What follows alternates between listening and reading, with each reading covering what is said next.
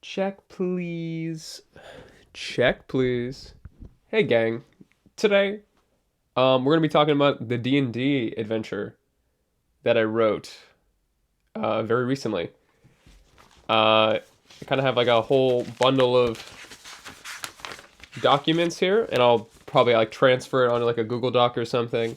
But it is in progress. But I just wanted to share the pitch and give the pitch today to kind of talk about it because it's kind of like it's sitting in my brain, and I think it's pretty interesting. It's Grimdark, as a lot of my kind of I'll have like these ideas that came come into my brain. I had one that was like a living machine city that was ruled by like machine gods. That was one. This one is called Souls of Orpheon, and the whole premise is that it is a city floating in the void, and it is run by this guy. Let me pull up the picture that I drew. This guy. His name is Barrow Rot, and he is a nasty piece of shit. But the whole point, and I haven't really talked about this adventure like on stream or like any like D&D stuff on stream yet. So this is gonna be a learning process too. What I might do is take pictures of all the different like pages and then put it like in a Google Doc so I can like show it. Because otherwise it's like I'm just gonna be holding it up to like the blurry camera. And like that's no fun. So I'll just get like the visuals I'll take pictures of so I can put those up on screen, and then I'll just talk about the rest. But I guess I can just talk about some of the important stuff. So let me make a just to sort my thoughts. Let's get a Google Doc pulled up. Always that is a staple with me. I will always have a Google Doc. All right, let's get a Google Doc pulled up. Oh, let me make sure. Let me make sure my things are working. Oh, are they actually working today? That's crazy talk. It's actually working today. Fantastic. All right, let's flip over. Bam.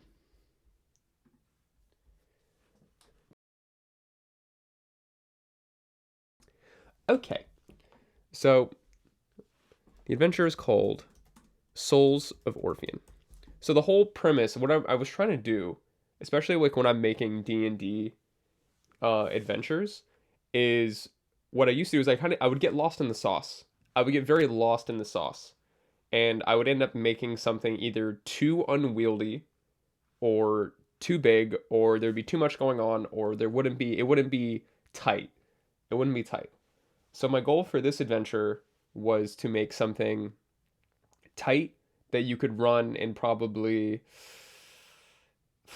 like it's just very contained and like specific. I wanted because like one of my things I'm really good at kind of making a like the I have the big idea and then making kind of the skeleton, like being like, okay, this is the adventure, this is what it's about, this is the like the visual, the vibe, and then this is kind of like here are all the bosses, here are maybe some of the big locations, like I can figure out the city in like 2 seconds, and then it's just like it all kind of, and then I'm like, well, but then what's the plot? So I'm pretty good at like kind of like what's the overall idea, and good at making like kind of villains to populate it. But then I really struggle with uh plot. I really do struggle with plot and coming up with like what is the actual adventure. Um, so that's what I kind of struggle with because I guess I'm more of like a I've done like more like kind of like TV writing and like kind of that kind of stuff. Like I can like write like I don't know. It's I said like I wrote the like whole premise pretty simply, so I can talk about that. I just have a trouble like I need to like work on the crunchy bits. It's kind of like I'm like okay, I'm making cereal and I'm like okay, here's the bowl, bam, and then I'm like okay, you need milk, and then I'm like okay, we got the milk, and then it's like well, what about the cereal? And I'm like oh shit, but I got the placemat and the table figured out, and it's in this house, and it's like but no, but what about the cereal? And I'm like well, I want the cereal to be maybe this flavor, but like what's the cereal? So that's what I kind of get stuck in. So the goal is to kind of like flesh this out and learn how to construct an actual adventure for people to play, because right now it's what I usually end up making, which is like I have a cool premise with some cool ideas and stuff that I'm like, oh, this would be cool to run, but it's not fleshed out enough to actually be like a crunchy campaign. It's like I wouldn't want somebody to. It's not in a runnable state right now. So the goal is to turn this adventure into something runnable. Um, that is the goal. That is the goal. So let's talk about where we're starting. Let's talk about the adventure. Let's just talk about. I'll like move this down for later. Let's talk about Souls of Orpheon. I kind of want to like make this like cool text. If I could, where's my good one?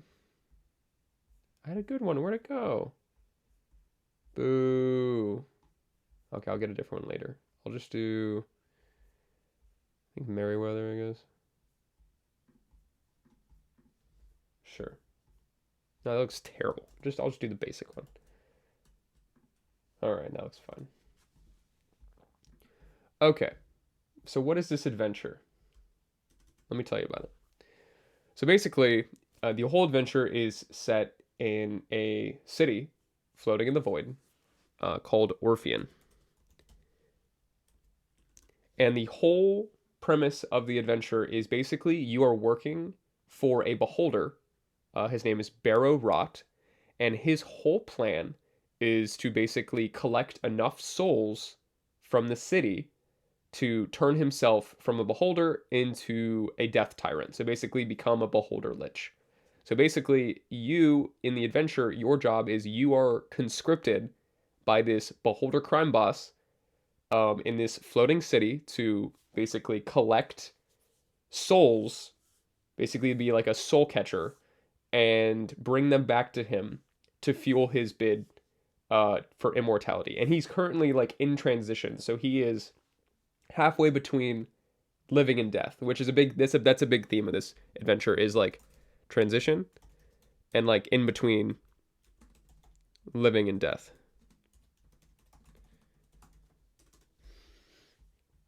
So let me get my picture of the barrow up on screen, but just like it's a big beholder. Let me just send these over real quick.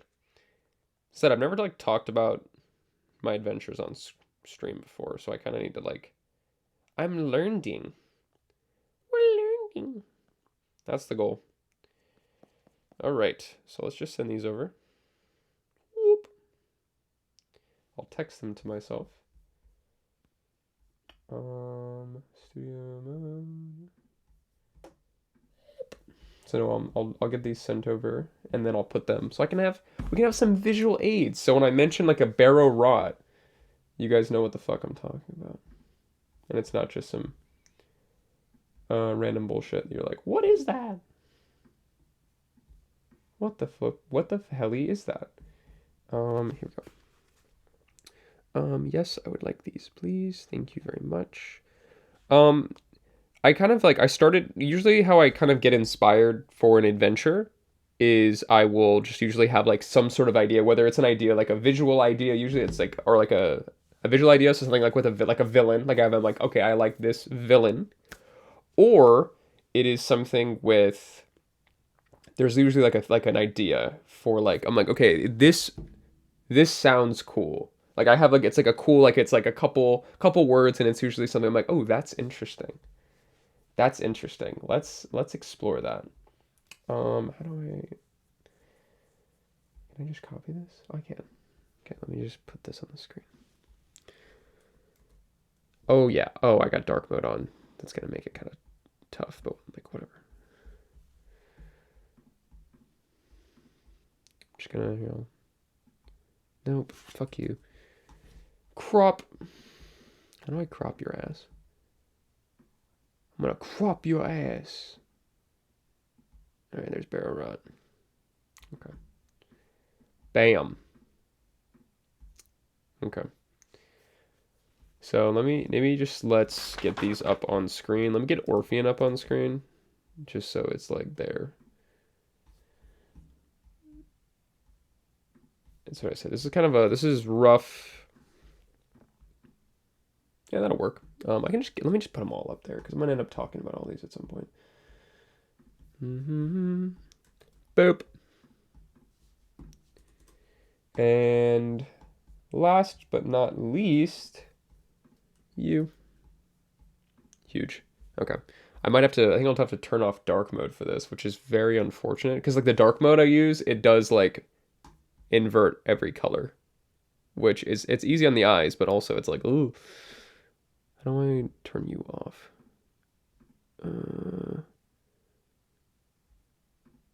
Maybe I can turn this off. Off? Oh, mode contrast on. Okay, how do I flip the contrast? I guess I'll just turn it off and see how it looks. Ooh, that's bright. I kind of don't like that. Okay, we'll do dark mode for now. And you can see, but you can see kind of the, it's just going to be everything. It's going to be like, it's like a chalkboard. So everything will just be very chalkboard, but that's okay. Not terrible. All right. All done. Let's flip back to the stream. Boop. Okay. If you're one of my players watching this, you're done.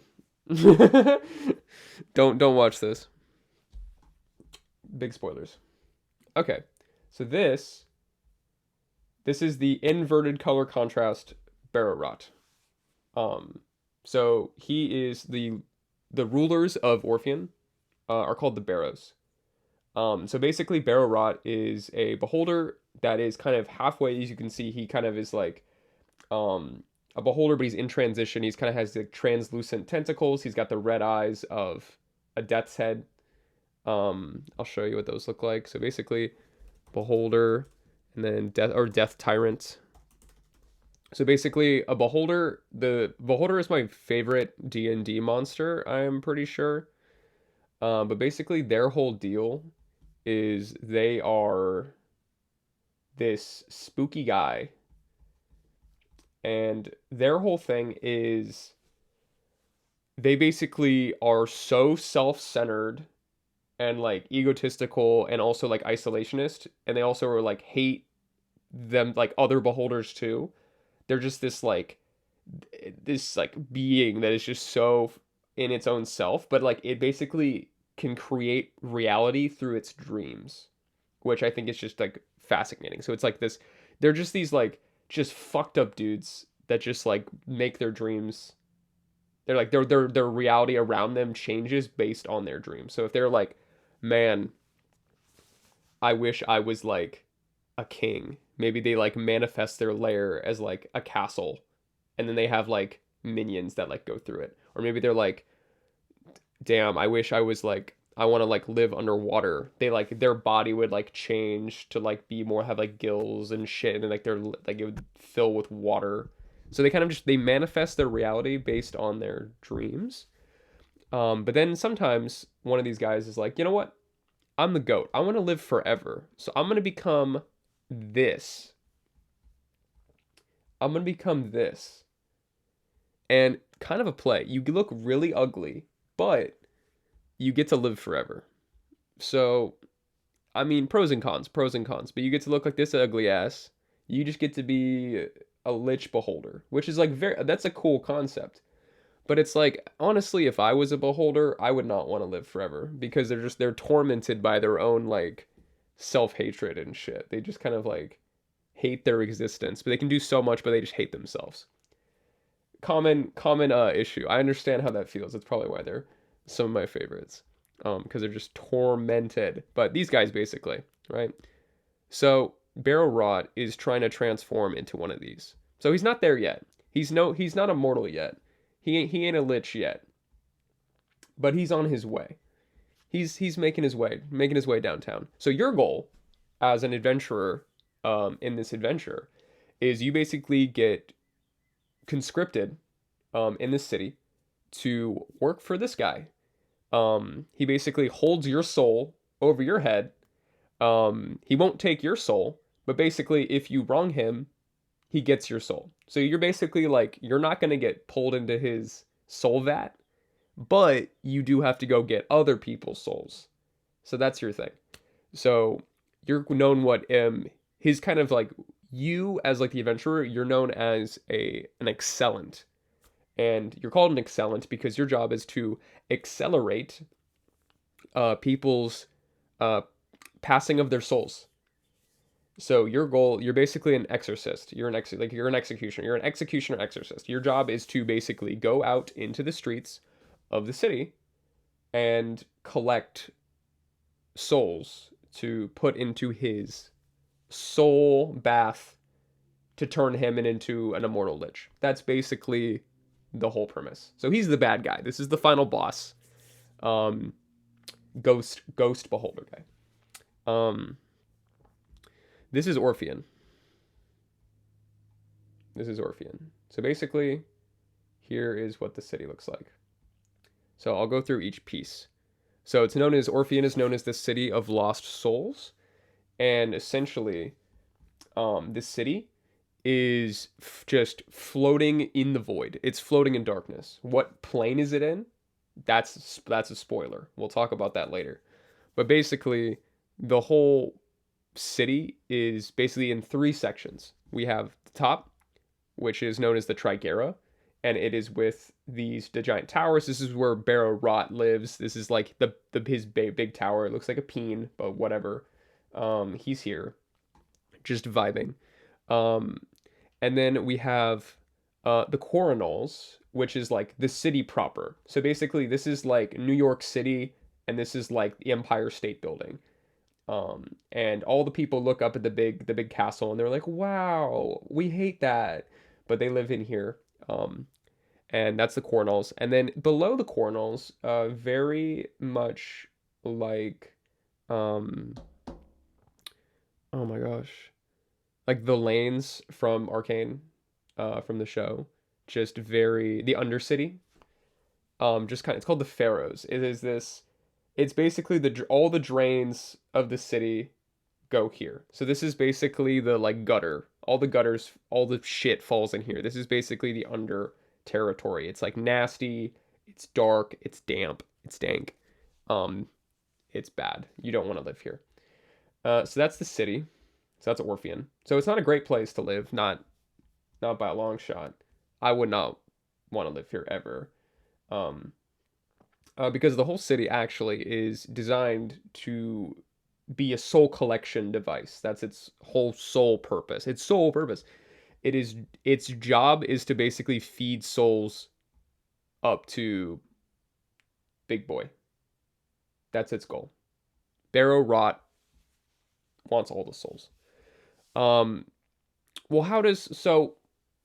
That's the premise. The premise is you are basically a soul exorcist for Barrow Rot.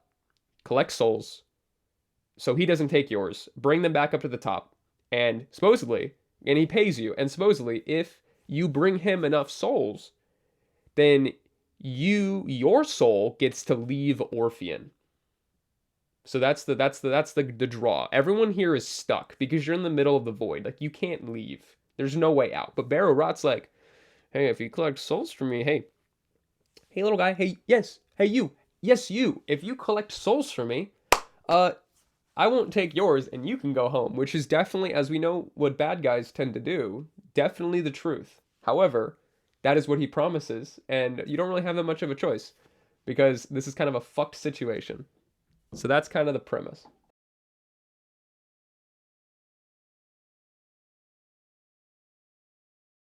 Okay. So, what do we do about it?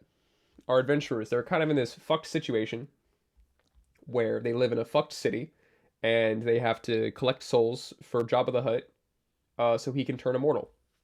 And then they can get out. That's the adventure. Well, uh, it is a D&D adventure, so there's got to be some little bits of shit going on. So basically, the kind of kink in the city, the kink in the Soul Collection city, this level is known as the Quarrenals. Did I put this one in? I might need to take this picture. Um, and it is like kind of the city proper, but it is ruled by a police chief named Barrow Rule. So basically, each level of the city has its own kind of ruler. So basically, there's going to be three big bosses, at least one for each level of the city. The one at top is Barrow Rot. He's the Beholder King, and then you have the Quarnals, and this is basically his enforcer. This is his police chief. His name is Barrow Rule. I'll put him up on screen in a little bit. But he's basically this 8 foot tall pale elf that has been twisted by like soul energy because he got caught in a blast. So half of his body is like twisted. He has like two ears on this side of his head. He has like his right arm is like has like right side of his body is like turned into like purple mist. He is he don't want you don't want to mess with him. His job is basically to keep the city in order and round up the souls that don't fall in line. That's his job. But he's basically just another executioner. But his job is just to oversee the city. So that's Barrow Rule. And Rule is Rool. So that's his biz. And what he has to deal with right now, so basically the kink in their soul collecting armor is there's a group of rebels in the city that are known as the Dreamwalkers. And what the Dreamwalkers do, if you've ever seen Legend of Korra, when you've seen like Zahir and all of them, they go into like the spirit world. They kind of like project their minds into like the spirit world. That's kind of what happens here. But basically, the Dreamwalkers, they've figured out how to project their like spirit basically to function in the city. They can like go do shit. They could basically go like Molotov a building or like fight the police or something. But the key is it's not their soul cannot be collected. So basically you're projecting like a projection of yourself, but then like they can't take the soul out of the projection.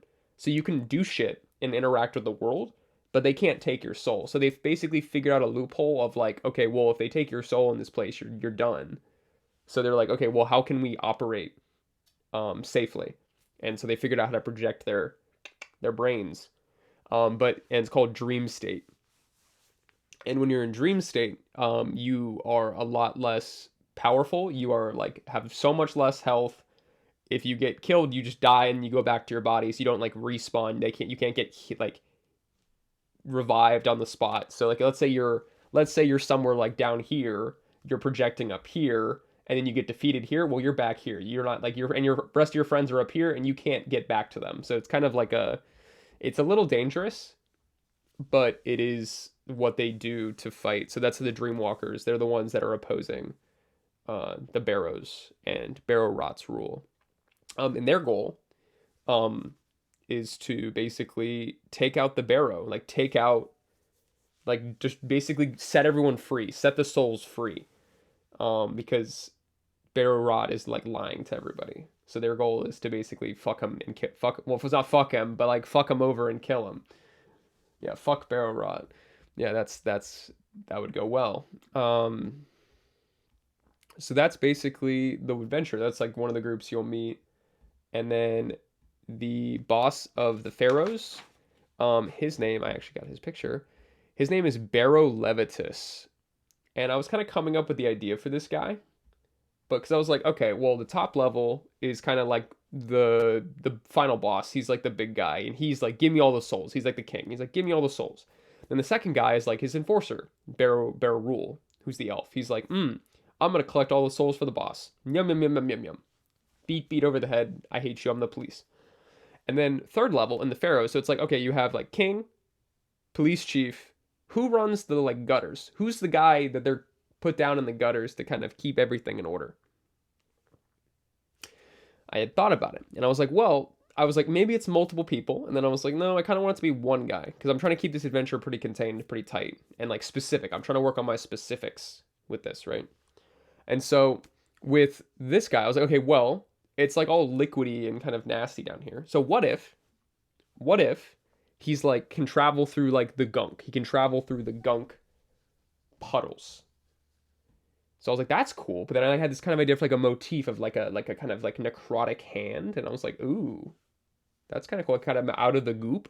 And then I was like drawing shit and I was like, wait, okay, so he's like this weird thing. What is he? And then I was like, oh, what does he do? Okay, what Levitus does is he's one guy, and what he does is he basically takes over people's bodies. Now, here's the difference. Here's why he's different, right? This whole game is about souls. This whole adventure is about. It's focused around souls. Barrow Levitus doesn't. He doesn't try to take your soul. No, no, no, no, no. This is where it gets fucked up. He just puppets your body, and you just have to watch. So he doesn't fuck with your soul at all, but he takes over your mortal form. So while the other guy, everyone else is like after your soul, and that's the big mode of discussion, Levitus's only job is to scare the shit out of you. Because this city, as I said, Orpheon, is designed to basically get everyone up here. They want everybody up in the tower to be in the soul, like to collect the souls. So right, so what in this collection unit, in this Minecraft collection unit, right? Let's look at all the pieces, right? So you have the tower. This is where everything goes up to. You have the city, which is kind of like the vat. They're like collecting stuff from here and then they send it right up here. Well, what happens to the stuff that gets through the vat? What happens to the stuff like there's holes in the vat? There's stuff that falls through the holes and it ends up in the gutters. Well, how do we get the stuff in the gutters back up? Well, what we do is we just, whatever falls down, we just scare it right back up. And then it goes right back up here and then it goes right back here. So basically, this whole city is just a vicious cycle of soul collection.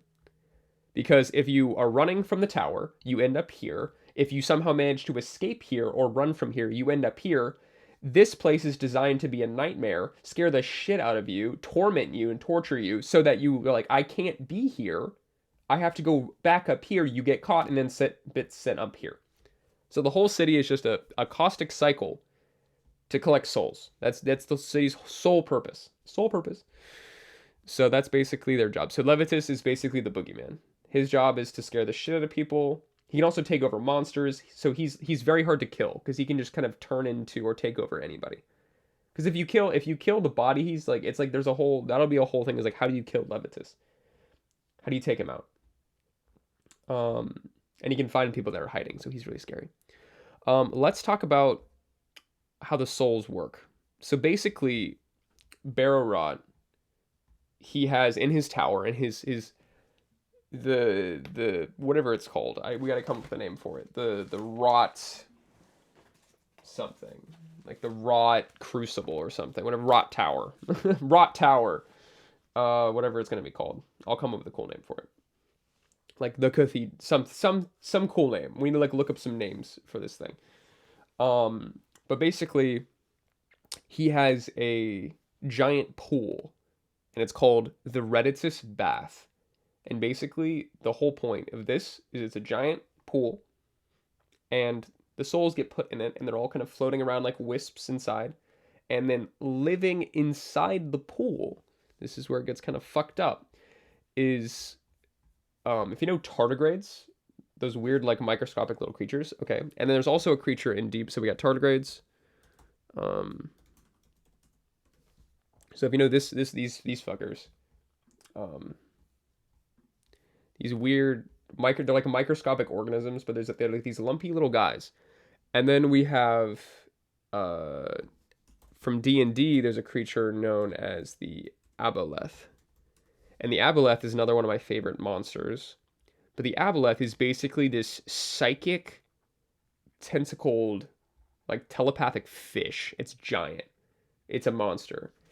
And what it does is it just gets inside the mind of its victims and like fucks with them and like blasts them with psychic energy. So it's this like psychic torment fish. And it's awesome. I like fucked up monsters. They're just fucked up. They're so good. So that's the aboleth. So basically, this creature, it's a combination between a tardigrade and an aboleth. It basically has the functionality of an aboleth, but it kind of looks more like a kind of combination of the two.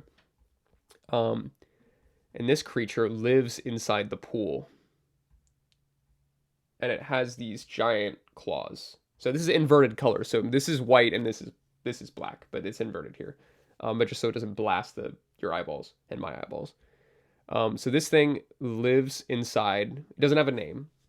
It'll have a name like in the thing, but like it's just it's like an unnamed. It's just this entity. It's this scary entity, and its whole job is to basically swim, like live in the pool, and then sift through the souls. Like it uses its claws and it's like and it sifts through the souls to find the ones that are suitable for Barrow Rot for his lich transformation. So basically, this thing is basically the sifter of souls. It sifts through the souls that are collected, and then the ones that are like then they go out to Barrow Rot, and then he gets like injected with soul power. So that's that how that works. So this thing lives in the pool and it's scary as shit. This is basically the his personal dog. So they'll have to fight this. This is the guy they fight before Barrow Rot. They're gonna have to take this guy out because he's basically like to get to Barrow Rot, you got to get through this guy because he lives in the pool, right? So you got to get through this guy, and he's a psychic sensor guy.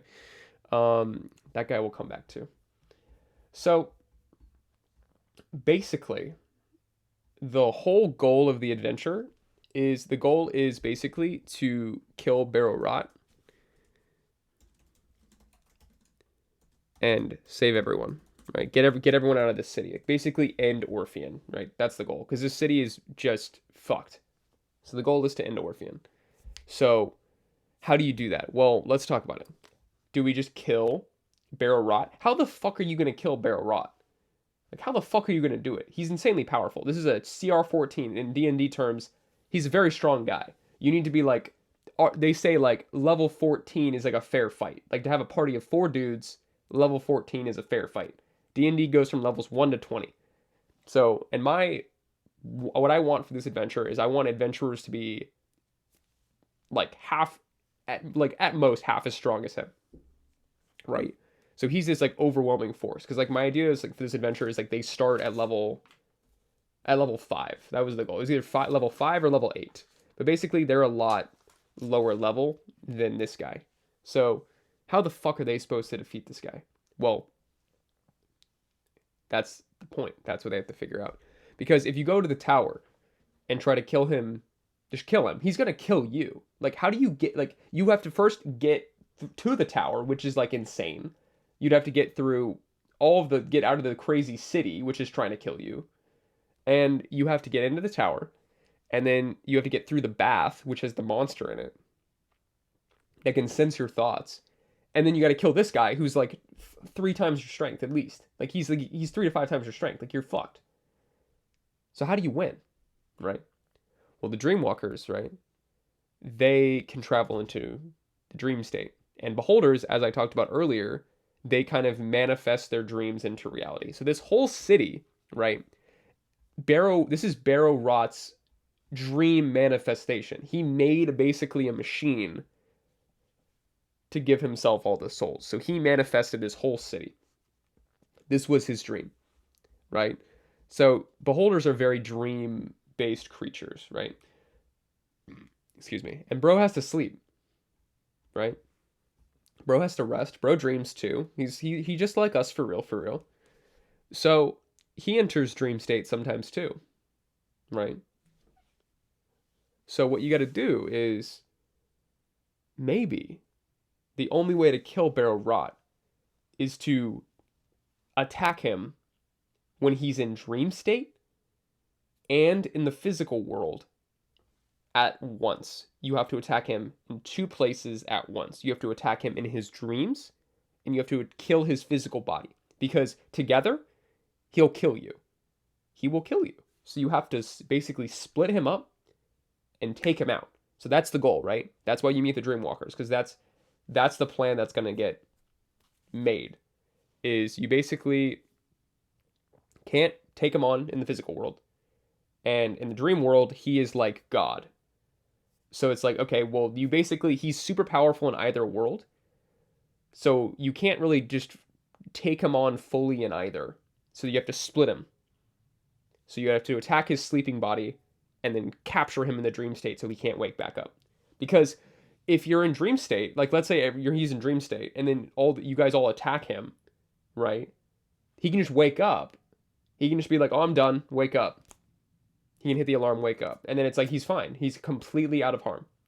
So what you got to do is you got to lure him into dream state, trap him, capture him, so his mind can't leave the dream, so he just can't leave the space, and then attack him simultaneously in the physical world.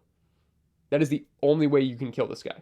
Now, that is an incredibly hard task, and I haven't figured out exactly what they're going to have to do to trap him in dream state. Because that's what we got to figure out, right? But this is the premise. This is everything I've figured out so far, right? So that's the goal. That's how you kill the final boss, is you basically split him in two and do a pincer attack in dream world and in the physical world. And the goal is to defeat him because this whole place, this whole city, is just his twisted dream. And when he dies, the dream ends, and everybody wakes up from the nightmare. So that's the goal, right? Because this nightmare does not end until Barrow Rot ends. So that's the whole goal of the adventure, is basically to end the nightmare. Okay, so now spoilers. Spoiler time. If you don't want spoilers, skip ahead until the time. I don't know. I can't do timestamp. Just skip ahead. Just skip ahead until I'll put like something up on screen. That means it's safe. So if you see a picture of Kermit the Frog, that means it's safe. Basically this city is in purgatory. You are in purgatory. You are just a floating city in between, as this whole adventure is built. It's on the state of life and death. It's in like a transition state. You are in the transition between life and death. You are held in the space between. And then these guys are deciding your fate, which is not what we want. We don't like this.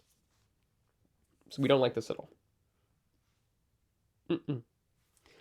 So the goal is to escape purgatory. So now the adventurers, right, when you wake up, like the adventurers, they wake up, right? We start the adventure kind of in media res. These people I've already been here. And they kind of know how the city works already. Maybe some don't. Maybe some are new. You can kind of choose. So like some can be kind of in the city, maybe some are kind of newer, maybe somebody just in the party just woke up.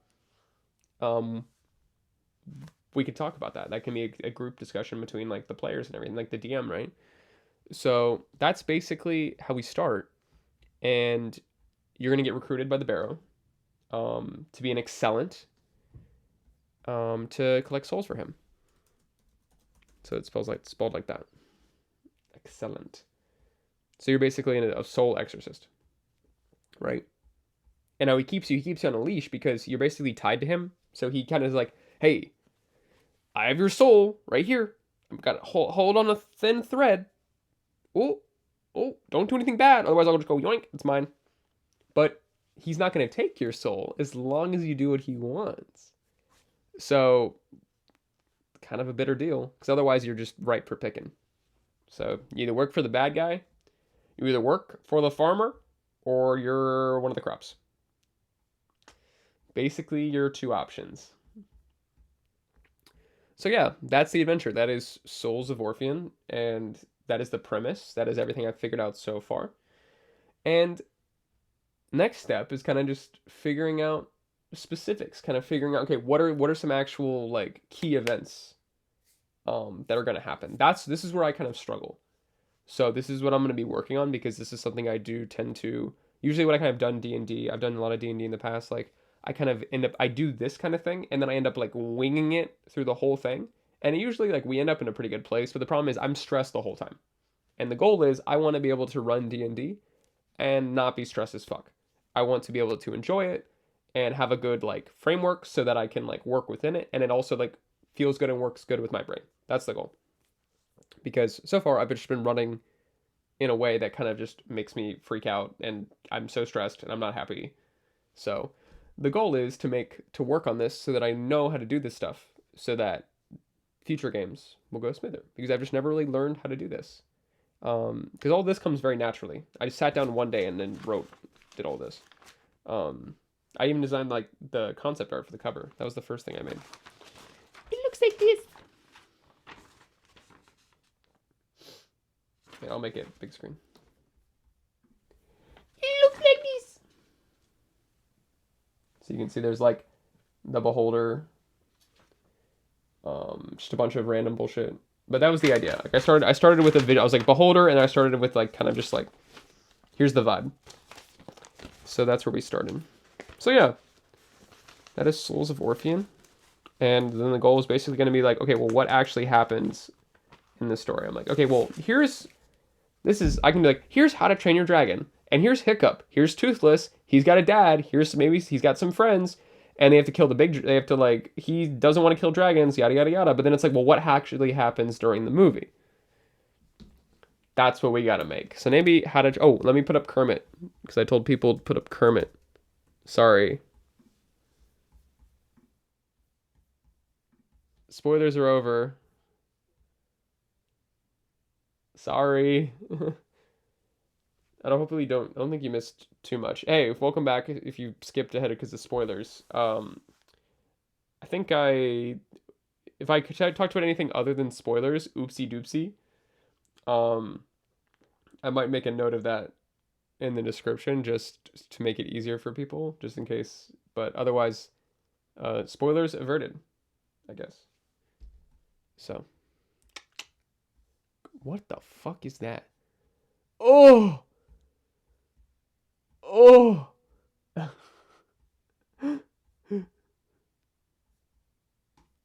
the fuck? Guys, do we like tan Kermit? No. Okay. So, now it is time to start plotting. So I think How to Train Your Dragon is actually a great place to start. Because I think How to Train Your Dragon's plotting is fantastic. I use that as an example because the plotting of this movie is really good. Not the fucking live action. It's basically the same thing. The original. Okay. Yeah, and it's like you look at stories that are well done, because that's how you can that's how you're gonna learn how to like do good stuff. Is like by reading. One, read books. Two, look at other D&D stuff that you like. Watch actual plays. Look at movies and TV. See who does it well. And like doing D&D and writing D&D is completely different than like if you're a writer, if you're like a book writer, or like you write short stories, very different. Running D&D is like the short story is like the starting point. Like so if you write a nice short story, that's the starting point for D&D. Because D&D takes the short story and then you turn it into a game. And you have to take into account there's going to be basically people playing in your story. So you have to have kind of a framework, and that's something I really haven't developed yet. I can do the short story part, and then I can wing the framework. Which the goal is to figure out a framework so I don't have to wing it, and I'm not stressed as fuck. So that's why we can look at stuff that does it right, and kind of see what we can kind of build a little kind of framework for ourselves. Because I want to kind of have a good plot in this adventure. So that's the goal. So let's look at How to Train Your Dragon's plot. Let's just go through, because this will just talk through. This is great, because this will just go through. Let's go through each. We kind of have the inciting incident. We have our inciting incident. I'm gonna run to the bathroom real quick because I'm gonna get yapping. So let's put this up. I'll be back. So I'll be back in a few minutes, and then we'll talk about the plot of How to Train Your Dragon. Yeah. I'll just leave this on screen because it's kind of funny. All right, I'll be back in like a little bit.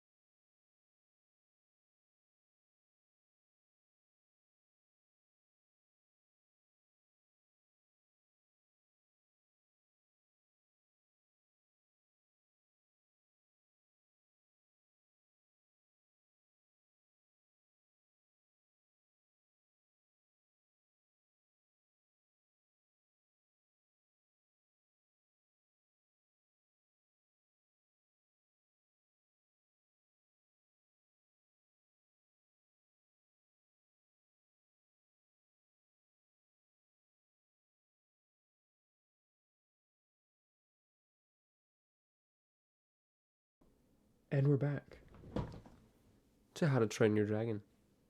So, if we look at the structure here of How to Train Your Dragon, we got the inciting incident. That's important. You always need an inciting incident, right? So we start with our inciting incident, which is, it's like there's like the dragon attack on the village. So it's like an exciting thing and kind of sets everything up. So we're kind of just doing story structure here, right? So it's like we have our inciting incident, and then we kind of get introduced to this, like our inciting incident along with our introduction. So we get introduced to basically a lot of the key elements of the story we're going to get in this first session. So basically session 1, we basically have the inciting incident, and then we go right into kind of like introducing. We introduce a lot of the main characters. So this would be like session 1. So basically this first part is session 1. So then we have dragon fighting class. So we learn something new about the world. So this is like the rising action. So we learn something new. We learn that there's like, oh, they have like the dragon killing school where all the kids fight dragons and shit. And then we get to learn about more dragons and shit. So dragon fighting class.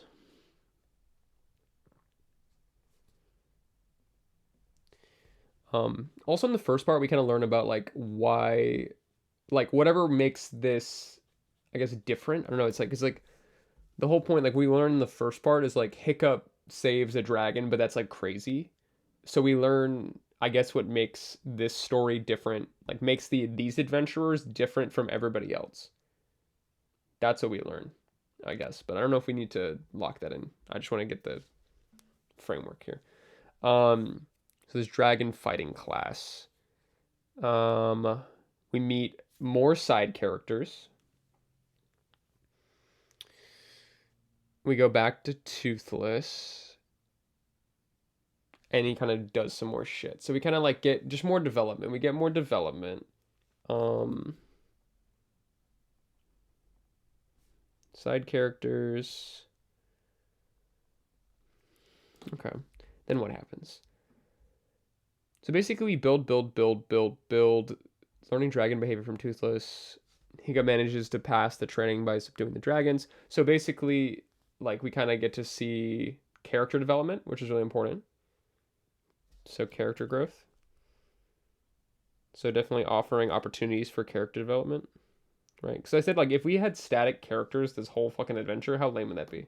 You got to have character development. And so you got to challenge them. You got to challenge your players, right? Because otherwise, their characters aren't going to grow, and it's not going to be interesting. Like if your character enters Orpheon and leaves Orpheon, and like hasn't gone through shit, like they got to go through shit. Writing that big letters. Go through shit. You have to go through shit. That's the whole point of D&D. If it's just like, because the whole point is, you're not writing the main characters as like for this adventure, right? My job is not to make the characters. My job is to make the fucked up place that is going to challenge these characters. That's my goal. Right? So let me write that down. Fucked up place that's going to challenge these characters.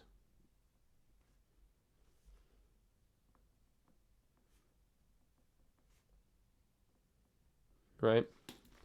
So uses a new skill. Stoic's fleet returns home unsuccessful. So we have like kind of like a glimpse of like maybe some bigger plotting, I guess. So maybe like Barrow Raw. This would be like maybe when we introduce like Barrow Rule is like fucking no, that might be earlier. Because I said when we start the story, we start pretty like in the thick of things. So let's kind of add to this. I'm just gonna. So basically, we start like in media res, which if you don't know what that means in writer terms, that's like you start in the middle of the action. So like we're gonna start like in a battle. Like you're gonna be like they're gonna be like collecting someone's soul, or some shit. Like we're gonna start like right in the middle of something. Whether I don't know if it's gonna be exactly a battle. We don't have to be in a battle per se, but like we need to start in the middle of something. What was I saying? Okay, but yeah, but we start the story with the introduction, which is that like Barrow Rule is having. I guess I don't know if we start with this, but Barrow Rule is having to deal with the Dreamwalkers. So that's like a big plot point, but I don't know if we introduce that at the beginning of the story or we introduce that here. Maybe session one. That would be something to think about. So, because normally, like, I think the problem is like I would wait to introduce that until like session three, but that's like really late. That's like really late. Because I'm like, well, I want it to be scary first before it's like, oh, they learn that there's like rebels. But like you could introduce it later in session one because that's enough time. If you play a game for 2 hours and then, or like an hour, and then learn that like the rebels are active, that's fine. So fighting Dreamwalkers. So that's it could even get like mentioned in passing, and then we don't like learn about it more until later. So this is what I'm kind of working on. Is like it's just kind of like the pacing and when things get introduced, right? So let's go back to the goat, How to Train Your Dragon.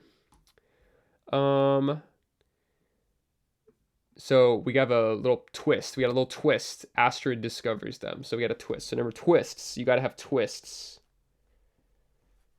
You always got to have twists. That's important for me to remember.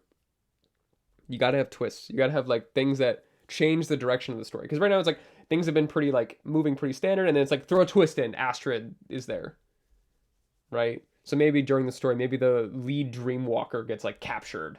That's right. I'm gonna make a list of like cool things that could happen. So like the lead, I guess I'll write this on the screen. So let's write cool ideas. Lead Dreamwalker gets captured. And the important things with these is it's stuff that changes the direction of the plot. Like it completely changes what's like whatever the characters feel normal, twist. You know, it's like that's the whole point of a twist. It's like whatever you're twisting their normal. So it'd be like in I guess like Hunger Games, like adjacent, right? It's like Hunger Games. It's like oh, everything's going normal. Suddenly it's like oh well the game is different than you thought, and then it's like what no? Like you shake up their normal, right? So Lee Dreamwalker gets captured. So that could be good, something like that.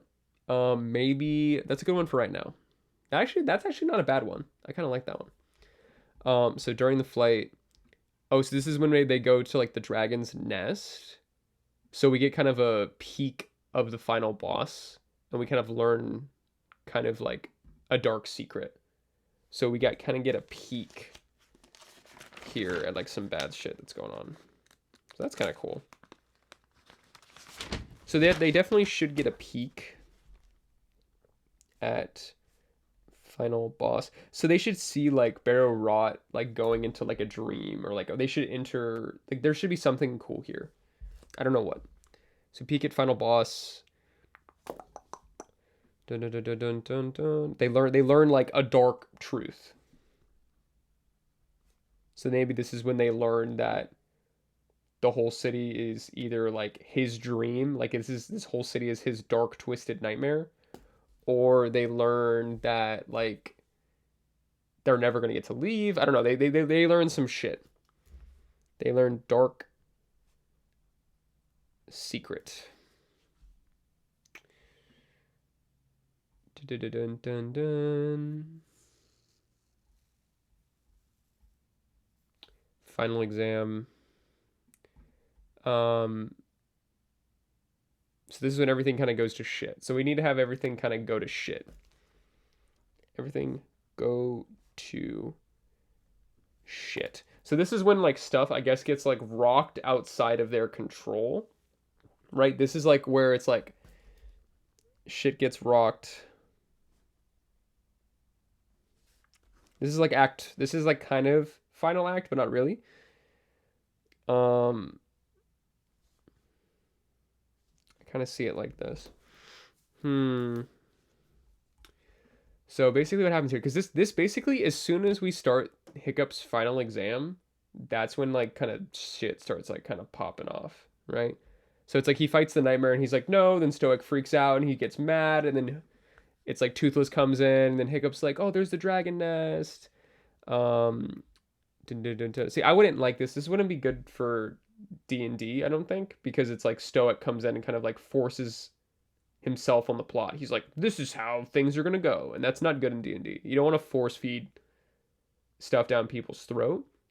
Now what you want to do is have them, oh, Bunny B. Lee, hellos. What's up? We're just yapping about D&D. We're looking at How to Train Your Dragon because I think it's like I'm trying to work on plotting for like building D&D adventures, and I think I that was the first movie that came to mind. So I was like, oh, that's a good example. So just kind of going through and seeing how they do it. Thanks. Yeah, I do think it's pretty fun. Writing is very fun. So basically, and we're kind of near the almost act 3 here. So basically things are starting to go to shit. I need to try DMing, but I have pressure. Yeah, DMing is really fun. If you're looking to start DMing, I recommend doing like kind of like smaller scale stuff, like even doing like a one shot, or the big thing is like just find like some friends who are interested, and then kind of just see like try to write some, or just focus on writing. Yeah, just like yeah, if you do like writing, like if you like writing short stories or just kind of drawing or coming up with ideas, that's how I did started with this. I was just drawing pictures and getting inspired. Um, I wish it. Hey, you wish it was short stories. Just all you gotta do is the best piece of advice I have for writers. Just start. Like it doesn't have to be good. Like I said, I started a stream. I've never done a stream talking about like my D&D adventures before, and I was like, let's just go. Let's just start talking. Like it doesn't have to be perfect. I might not have everything pulled up perfectly, but like it's okay. You're figuring it out, and it's fun now. Like I'm having a good time. So um, but just like start writing cool ideas down. If you have like if you're like, oh, this would be an interesting story, or this is a cool idea, or like, ooh, like this would just be like you just have like something just flashes into your brain. Right now the plan is like kaiju versus What? Kaiju's versus vampires because I had it in a dream. That is sick as heck. Wait, that's so cool. Um, I'm thinking like my brain goes very like kaiju number 8. Like I'm thinking like kaiju number 8 mixed with like if you know Vampire the Masquerade, it's like D&D but with vampires. Like kind of just smushing those two together. That's so cool. Wait, that's such a cool idea. Wait, how would that work? Would the would they kaijus versus vampires? So would like they be fighting kaijus and vampires, or would they be vampires fighting kaijus, or what is kind of the or does the world just have both? See, these are like you can start a good thing for writing stories. Just start asking yourself questions, being like, how does the world work? How do cities work? Who are the main characters? And just start writing those down. So you can just kind of ask yourself questions, and that helps kind of prompt storying. But that's such a cool idea. Dun, dun. I like the idea of fighting like kaijus. See now you've got my like inspiration brain going. Like that's cool. Like fighting kaijus and there also being vampires there. Like that's just cool. Vampires typically the ruling class of society. Kaijus destroy cities, so clearly there should be conflict. I think it's very easy. Um, Easy to do metaphors, but for right now, about one big question I have: will a mecha bat just be a plane? You get to decide because it's like it's if it's like if there's mechas and stuff, like you get to choose. Like it's just like language, like plane, like that's a word we made up. Just make if you're like you want a flying sick bat mecha machine, put that in the game because that's cool. Just put it in. You don't need to have like it doesn't need to be like well it's like is that a plane? You know it's just like just if it's cool, put it in. Because like I can see a mecha bat would be cool, but I worry folk would think that's just a plane. Hmm. Well, you could make it like different. Well, is it like there's somebody piloting? There's somebody piloting it, right? So it's like you could do it like because like think like when I think about like my favorite mecha stories, usually like it doesn't have to be like straightforward. Like you could like it like looks like a bat. Like it's just like do you want it like if it's like static, that's not as interesting as like okay maybe what if this mecha like flaps its wings and shit. Uh, the idea is rather than a mecha Godzilla, the vampires will clearly have a mecha bat. Mmm. Yeah, but like make it. You can make the like mecha bat like play with it. It doesn't have. If you think like, oh, it just has to be like a. It has to look like a bat. No, like be like, well, what does a bat do? Well, it like flaps its wings. So maybe you do that. Maybe it's like this. There is no view screen on the bat in mecha, and how the pilots have to fly it using like these like they have to like fly completely into the dark, and they use like their senses to fly it or something. Like there's like you can kind of just think about like a bat and think about cool things that it does, and then you can kind of transfer that stuff onto like your idea. So you can kind of use real world stuff to kind of like inspire you a little bit. Because I'm like, if I was making a mecha bat, I would do like it's like a mecha bat that can like latch onto kaijus and like suck the blood out of them, right? That'd be cool. So it's like the vampires. It's like they've built weapons to fight the kaijus, but they had to like adapt to make things that are like maneuverable because the kaijus could like swipe at the mecha bat. So it's like okay, you want something that can like maneuver quickly around, latch on, drain life, go off, and maybe it drains. Maybe ooh, here's an idea, right? So this is just me running through ideas, right? Because I love to do this. Maybe when the bat latches onto like the kaiju, it like the bat runs off of just like bats like it runs or vampires do too, it runs off of like the blood energy it draws. So like when the bat is fighting the kaiju, that's actually how it gets it like runs on kaiju blood basically. So it's like in order to power the mechas they use to fight, they have to send them in to suck the energy out of the kaijus. So basically they're powering themselves by fighting. See, just ideas. Just ideas. This is what I like to do. This is where my brain goes. I would say a cool D&D I had, but I don't want to instantly say it because it's another vampire thing. Vampires are cool. You're not too huge into vampires. Hey, vampires are sick. I just had dreams of vampires because a friend of mine is obsessed. I often talk to her before I go to sleep. Oh, that's true. Yeah, when you're thinking about stuff before bed. But vampires are really cool, and like it's like you don't have to have them in every story, and you don't have to like if you're kind of like not vibing, you can just change it. Like if you're like, okay, I like this idea of a story, maybe just slot something in where vampires were instead. You know, it isn't like it's just like vampires. You don't have like I said like you're if you're like not into it, then you can kind of switch it up. But vampires are cool. Vampires are cool. Um, I did a D&D adventure. They went to a in one of our we did like a 3-year campaign. They went to a vampire nightclub. So that was fun. Yeah. See now I'm thinking about like that bat mecha, and now I'm like really happy. So that made me happy. So thank you for sharing. Thank you for sharing your story ideas. Because that just I always love hearing people's ideas for stories because that gets my brain going too. So thanks for sharing.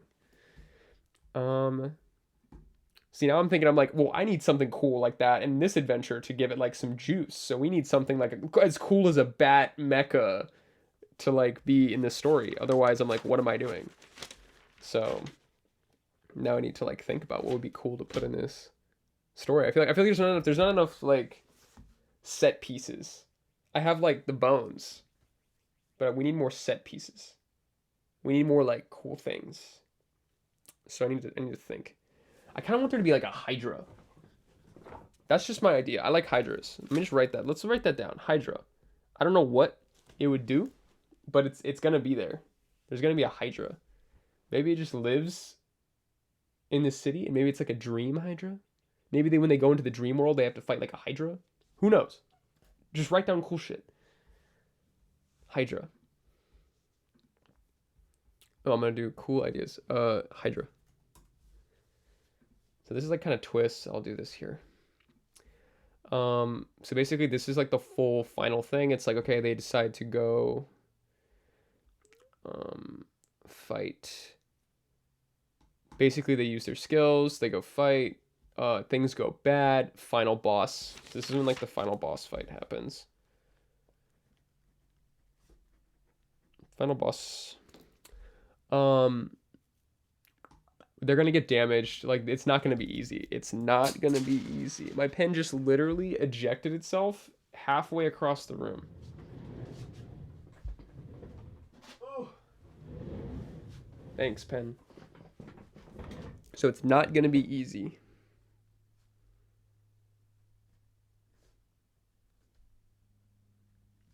My mind is just on that mecha bat. It's so cool. That would be a good stream to do. I kind of want to just do like a stream where like just like sharing writing ideas. Like people just like put in chat. They're like cool writing ideas. That'd be fun. Um, the thing with Hydras, as always, is it is just multiple heads or regrow, and if they do, what's the limit? Well, see, what I like to do is I'm like, well, here's this cool thing that I like, and then I like to just be like, well, how can I fuck this up? How can I like twist this thing and make it cool? You know, like how can I turn this into something like fucked up and interesting? That's usually what I like to do. So I'm like with the Beholder, who's like in my adventure, right? He's like this, like beholders are fucked up, but I was like, how can I make him more fucked up? Why is this guy fucked up? And it's like, oh, he's trying to become immortal, but he's not there yet. He's like in between, so he's like really bitter and like he's trying to like rush things along and like fulfill his dreams as fast as possible, but he's like leaving, there's like cracks. So like that's the kind of stuff I like to do. um I literally have tons of ideas from fantasy races to specifically unique dragons. Oh, cool. Exactly.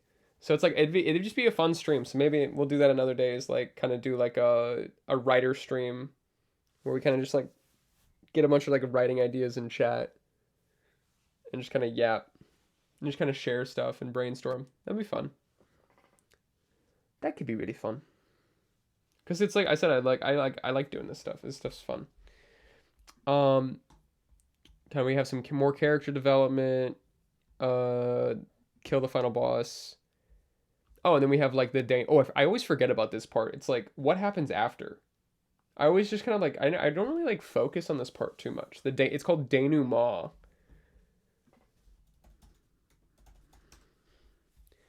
A denouement is the final resolution or untangling of a story's plot. Following the climax, it's where like loose ends are tied up, questions are answered, and the character's fates are revealed. I usually don't like focus on this when I'm like writing a story, but I kind of think I need to because it's like kind of important to know a little bit because it's like I don't really want to know how the story ends, but also I think you should have some ideas of where it could end, right? So you need to like have like ideas for how the story can end. Because like one of my favorite things in storytelling is like circular storytelling, where it's like the beginning and the end are the same. That's like the goat, right? So I think that stoic. So let's see. So the denouement. I always forget about this part, but like I think it's actually really important because I like D&D dragons, but I felt too many had essentially the same breath weapon. Oh yeah, exactly. Yeah, no, there's like that's what I said. I got kind of really annoyed with a lot of like D&D combat because like monsters like in the monster manual like by themselves were kind of boring. Like everything kind of started to feel samey. So that's when I was like I'm like get out of here. So that's cool. Because it's like, oh yeah, like it's like a lightning dragon, right? It should like instead of just like, oh, it shoots a cone of lightning. How boring is that? Like what if it shoots like and like it juts around and it like hits like multiple targets and like shit and then like water breath like floods the room and then it like boils or something. Like there's so much you can do. So that's a really good point. I didn't even think about that. That's really cool. Just like do it. Just you just said fine. I'll do it myself. That's what you did. Like oh, they won't do it. I'll do it myself. Um. Okay. So that's kind of the whole layout there. What else do I kind of want? What else do I want? I gotta think of some cool shit to put in here. Black Dragon and Green Dragon both do poison breath, but one's a cone, the other is gas. So I like gave everyone unique breath weapon attacks with different ones. Oh, that's cool. Yeah, that's what you got to do, honestly. Like just play around with it. So it seems like you're already doing it. Like I said, like you want to do like more D&D and writing stuff. It sounds like you're already doing it. Like just coming up with ideas and trying stuff. Like that's what writing is. Like there's no like right way to do it. It's just you're already doing it. By making stuff, you are therefore a writer. So just keep doing that. Do they escape? Maybe they don't. So the ending, we don't, in D&D, the ending, like in stories stuff, the ending is set. In D&D, the ending is not set. The characters could wipe halfway through. You never know, right? So this adventure, there's no set ending. They're not gonna win. There's no guarantee they're gonna win. They could win or lose. That's what makes D&D different, is you don't know how it's gonna go. So we don't know whether they're gonna win or lose. And they could win or lose at any point. They could win faster than you think. They could win slower than you think. We don't know, dude. The dragon I'm most proud of, which I suppose Treasure Dragon, because it has treasure breath. I like that. And that Kirby's inhale and then it sucks up the treasure hoard and spits it out. Wait, that's so cool. Wait, I want to fight one of your dragons. This is so cool. So like I kind of just like I kind of like compensated for like how much I didn't um like stat blocks, like dragons like stat blocks and the shit with D&D with like their personalities. Like I would make them big characters. So they stood out in my mind. But like doing something like that is fun. Like that's interesting. I haven't thought of that. Like that's cool. That's why I said I love talking to writers and getting other people's ideas, because like people just come with such cool shit. It's so fun. That's such a good idea. That'd be fun thing. Like that'd be good. Like if I was, that'd be fun thing to like draw. I'd like to draw that. That'd be fun. Um, Burke begins a new era. A new era. It's kind of cool. Yeah, you want to like set. You want to like set up like, okay, well this is the adventure ended, but there's like more. There's like we have more adventures to come. You don't want to be like that's the end. Well, I guess it depends. Because they could all die. But D&D, the fun part is like if everybody dies, you just do something else. You just like maybe you go back in, like you wake more people wake back up, or maybe like your character gets like reincarnated. Like there's so many different things you can do if everything goes to shit. That's why like in D&D is like if everything goes to shit, it's cool shit happens. So I think maybe build that in. Like if things go to shit, like I need to plan like character death into this adventure. Like if your character dies, like I want to make it so like you can come back as like maybe there, because I have like multiple things. I'll show off some. I have a dragon that's constantly making noise. That I made brass because brass instruments. So they have a sound wave. Ooh. They give them like headaches. Yeah, so it's like they make a ton of noise so characters lose their focus and have like disadvantage. That's interesting. What was I gonna say? Character death. Okay, I'll introduce this character now because now it just became relevant. So basically, this is a character called Skull.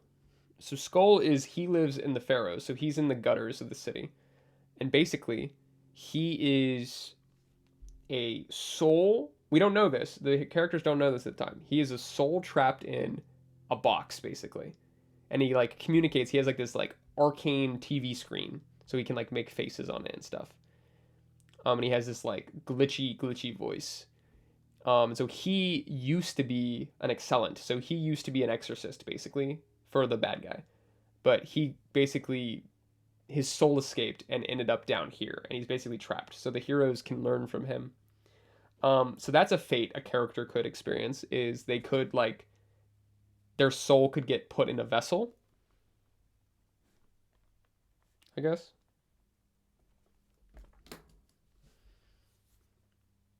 I know it's the top of a skull with demon horns, but I just see green Kirby with high heel boots because I mentioned Kirby. Gerbo. It's like it's Diva Kirby. So that's that. So that's cool. So I would definitely want to think about like character death. So that's gonna be something cool to think about. It's like what happens when a character dies. And it's like, or you can come back as a new character. You could come back as a character that already exists in the story. That's a good one to do. It's like, okay, you come back. So it's like you kind of can just jump back in. Because it's always sad when a character dies. Because it's like, well, if your character dies in this game, their soul is gonna get put in a vat. That's not fun. So yeah, okay, that's pretty good. I want to look at like one. Let me look at like we looked at a movie. So this is a good movie to look at. What's another thing that has a good plot? When one of my arcs that I ran for my D&D campaign, I used Legend of Korra season 1, which has really good plot because a lot of really exciting stuff happens. But I don't know if that doesn't fit this game. So you got to think about kind of what fits your game, right? Because Legend of Korra, it's like I said, the main thing I learned from that is like just kind of have cool stuff happen. Like every session of D&D, like kind of have like a focus, but like something cool should happen every session, right? There shouldn't be like that one session where nothing happens. Like how imagine like sitting down for 4 hours to play D&D and like nothing cool happens. Like something's got to happen, right? Something's got to happen. And another big kind of pitfall I've seen is like you have a fight, but it doesn't mean anything. It means nothing, right? Fights in D&D, a whole point of a fight, like a fight in a movie and everything, the fights mean something. Like if you're watching a movie or show and there's like a pointless fight, it's kind of like whatever. The example I can kind of give is in uh Jujutsu Kaisen, the anime in season 2. At the beginning there's a fight that's insanely well animated, but it's like with this like sub boss guy that like has no like it's just a fight for the sake of a fight. Like it looks sick as fuck. Like they did budget. Like this fight got budget. Like it's clean as shit. But like doesn't really mean anything. Like the story didn't change because of this fight. So like for me, I think about this fight because I'm like it's kind of just like it's cool, but like it doesn't mean anything. So like that's what I said. Like that's kind of a pitfall. Is like I think about this fight because of how well animated it was, and I guess like Yuji got to show off his like skills. But like I don't know, in D&D there's got to be more than that because you're kind of trying to run it. I'm trying to run a tight story. I'm not trying to run like a whatever. Like I don't want it to be like a whatever thing. When people like do that and they're like, wow, that was so whatever. I want it to be like I want to tell this story pretty tight. So like we can have a fight where they like get to show off their cool new abilities. But like it shouldn't be like a stupid fight. And if it is a stupid fight, make it take like 30 minutes. Don't drag it on for 3 hours. Oh, we got a new idea in chat. But the other vampire idea, where we got lots of vampire ideas. A vampire player was like king from the Owl House, where they would say things they claim they've done, and it seemed fakes. But then they went to a mysterious island, and then everything they said was true. And then the vampire eats a big red goop that's in the middle of a coliseum that had a bunch of ritual marks. So they're basically like a trickster character. They're basically this like vampire that's like, I did all these things, but they're like a weird little guy and nobody believes them. But then it turns out everything is true. Dun dun dun. For real, for real. Like it's so. Let me pull up a GIF. Like this fight is so clean. Like there's the shots. Like the shots in JJK are so good. Like I picture this show in a lot of like things I make. But like this fight is clean as shit. There's him beating the shit out of him. Do not demonetize me, YouTube. I will throw you. It's a GIF. Shibuya Incident actually has really cool plotting. Let's look up Shibuya Incident. So that's from JJK. That's season 2. So if you don't want spoilers for JJK, we're going to be talking about Shibuya Incident, which is season 2. But season 2 is really good because it has like sick fights that are really cool. And it also has like one of the important things you want to do when you're writing stories, especially like for like I'm writing this Grimdark like D&D adventure, right? So like what I want to do is I want to tell this story and I want it to fucking hit because that's one of my big pitfalls I've kind of had is you get into like the D&D game and then like we have a really good premise, we have a great setup, and then we kind of lose steam. Like we just kind of immediately go into it and then lose steam. And that kind of like sucks because like I've run games that have run for a long time and those are great because even if like let's say I lose steam or I kind of like don't know what the fuck I'm doing for a second, we get back on track, and then the train just goes and blows through and is like the adventure is epic. And like our campaign we ran, we still talk about it. Like it's been how long? Like 3 years ago, and we still talk about it. We still reference it all the time, right? Because the things that stood out and the things that were good, they held up. They were interesting, right? But then there's always learning. There's always things to learn from, right? So I ran a bunch of one shots, and I learned so much from those one shots. Like just running even just one game, you learn so much.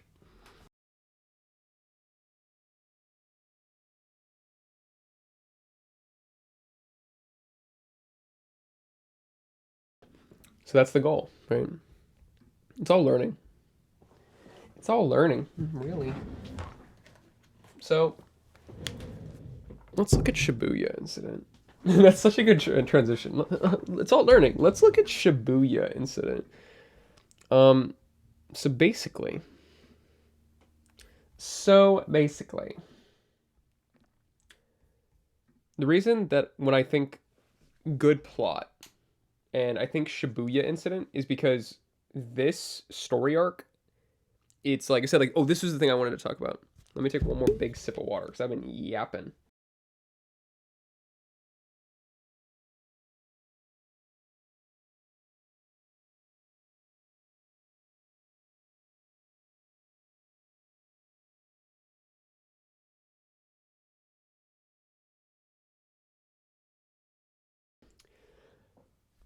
There's so much cool stuff that happens, but the big thing is like there's tension. And that's the important thing that I think a lot of D&D games that aren't successful, that is the piece they don't have, right? Because here's the trick. If you're running a game of D&D and like you're playing, right? The whole point is you like when I think about the games of D&D that I've been the most in, the games that I've like sat and I've been locked in. I'm like I don't want to leave. I just want this story. Like I'm here. I'm ready. Let's do it. It's the ones where there was stakes, there was tension, and it was like palpable. Like there are things you can lose. So there definitely should be things you can lose in this game. That's important because that's what keeps you like locked at the table. If you have things that you can lose, if your character can lose, if like one of your friends' characters can die, um, so I'm gonna be honest, this night I want to follow you on my main later. Oh yeah. Oh, thanks for following, buddy. Yeah, yeah. Whatever works for you, but thanks for following and hanging out. It's good. So yeah. Um, but y'all. Um, but yeah, things you can lose. So you kind of need to have those things because that's what keeps you locked in. I think the games that I've run that haven't been successful, um, sometimes they're missing that. Um, oh, I missed your one comment. I don't think that would work as a player character because I'd feel bad possibly sacrificing the party, but I like the idea of a blood vapor ghost thingy. That's like a Cortana or Navi for a vampire. Wait, that's cool as shit. Okay, I think you need to write these vampire stories actually, because these are that's a cool idea. Wait, like a blood Cortana? Why is it the coolest thing I've ever heard of? Can I steal that? Wait, that's so fucking cool. um, wait, go ahead. Thank you. Oh my gosh, Bunny, you're the goat. Wait, that's such a good. What? That's like so cool. Like my brain is expanding. Like anytime you drop an idea in chat, my brain just like expands. Like that's crazy. What? Okay, I need to. There's so many ideas out there. There's so many good ideas. Um, and you also need to have good villains. You also need to have good villains, right? Like no story, like in D&D, right? If you don't have a good villain, nobody fucking gives a shit. Nobody cares. So you have to have like people that are like very cool that you can fight. That's what we need. So that's why we have a couple of our big guys. But I even want to improve them even more because right now they're kind of just an idea, but I want to make them truly threatening. That's the word. threatening. So we want to make these guys cracked. That's the goal. So tension, threatening, things you can lose, villains, and you need to have like your character needs to matter. That's important. Like you're the main character, right? So the players are the main characters. So you have to make them feel like this is their story. This isn't your story. It's their story, right? I have amazing dreams, but the issue is I suck at writing short stories. That's how I go inside with huge stories. So I got tons of ideas that seem interesting, but there's not enough for me to make a story out of. Do you want to know what you got to do for short stories? Literally, just pick one and write. Literally, this is what I did a class about this at university, and it was literally when I was at uni, and just literally we wrote 1 page. Like it's just literally 1 page. Write 1 page story. And we just did that over and over and over. And you learn how to write short stories because they're short as fuck. But you have to like put a lot of, you have to keep it pretty tight. And kind of keep it all in one page. But if you just if you want that practice, like just writing 1 page, just be like, okay, I'm gonna write 1 page. You don't have to write more than a page. Just pick your idea and then write a page. And then do it again and again and again and again. And just do it over and over and over and over. And eventually you'll kind of learn some things which will help. Like I keep offering a little idea I have called Medical Monsters. I think it'll make it a good Halloween children's book, but I don't have drawing abilities. Oh, well, if you don't have if you don't feel like the drawing, like drawing is all like, you can also work on art. Like drawing is one of those things you can improve at. And there's so many different types of art. There's digital art, there's physical art, there's painting. There's so many different kinds of ways you could do it. You could even like make them out of clay and take pictures, and that's the art instead. There's so many different ways to make the art.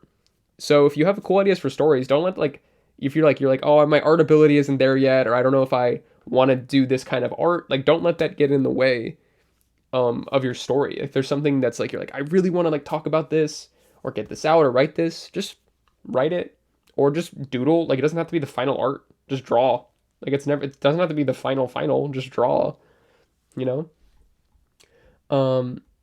I get too much executive dysfunction and focusing on other things. That's tea.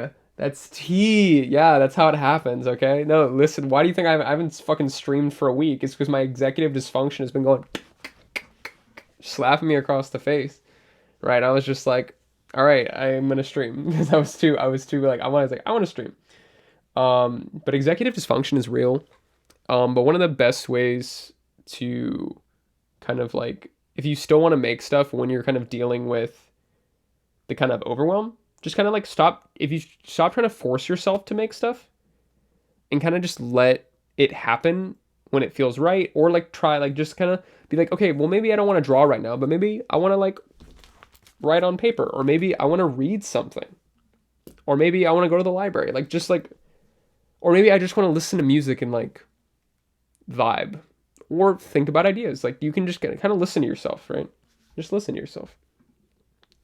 Because look, I need to work out. I'm working on getting Canadian citizen, but I get sidetracked hard. Real shit. Listen, when you're busy and you got a lot of stuff going on, like I know exactly how that feels. It's a lot. So the way I've learned that works for my brain is I kind of go with my flow. Like whatever I'm in the flow, I don't try to I used to force myself to do things I didn't want to do and kind of force myself down a track. They didn't work. Right? It was not good. So now I kind of just like let myself flow. Like I'm like, okay, well, I have my like goals in my brain. I'm like, well, I want to do this and this and this. And then it's like, okay, well, maybe I want to work out today. Well, maybe I don't want to work out right now, but maybe we'll get to the end of the day and I'll want to, it's just kind of, you got to go with the flow, because then at least you still like, you're, as long as you're trying to move forward, you'll be okay. It doesn't have to, it's not, progress isn't linear. It's not linear. Medical monsters, ghost you x-rays, mummies or bandages, zombie nurses. Oh, that's so cute. That would be a good, I can see this, like that seems like a manga. That would be like a good manga. Zombie nurses as well as trauma. Hunchback janitors. Werewolf deals with children. Witch is big puppy. Witch is pharmacist. That's like I can just picture like these like kooky characters. I can picture like the witch just being like this, just like fed up, just like take your Adderall. Also because of vampires, they can't use a Red Cross. They use Unk. Lots of there's Bunny. You mentioned you don't really like vampires that much, but so many like we got a lot of vampires going on here. That's not a bad thing. They're cool. I like literally Mecha Bat and Blood Cortana are like in my brain now. So I thank you for this because those are just cool ideas. But I think I can see that as like a manga. That's giving like a manga, like a really cool, just like kind of just like a chill kind of like slice of life, or maybe like just comedy, maybe with some like dark jokes, maybe. Um, or it could be just I think just lighthearted comedy. Like this could be just a good manga. I can just picture like the art being very expressive. Also like if you have a friend that does art, maybe you could talk to them. You know, it's like I'm like, well, maybe I can do this. Like it's like, oh, I can do this really well. And I have a friend, like my friend, great music producer. He literally like 3D prints music from his brain. Like I'm working on getting better. Like I'm working on doing more music. I'm like working on like making stuff and learning how that works. But he can just do it naturally. He can just like his brain understands music. So if I need someone to make music, like when I was doing short films, talk to him, and then he made the music, right? So it's if you have friends that are good at different things, you can kind of like share your talents. Like if you're good at writing and they're good at drawing, Dragon Ball like fusion dance. Um, but yeah, I'm trying to take advantage of a recent change Canada did. They give me citizenship, but I don't know if it'll work for you. Real shit. Real shit. Canada's looking nicer and nicer every day. It's looking great. It's looking better and better every day. They're chill over there. Um,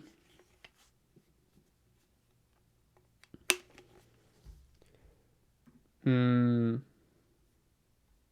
Yeah, it's tough when like yeah, life's kind of just hitting you. You kind of just have to like you're just trying to like kind of make it through. Oh, if you have ancestors from Canada, you can inherit citizenship. That's interesting. I know if you're trying to like, because I looked this up, like if you're trying to try, you don't need a passport to get into Canada. You just need a driver's license. So that was interesting. I didn't know that.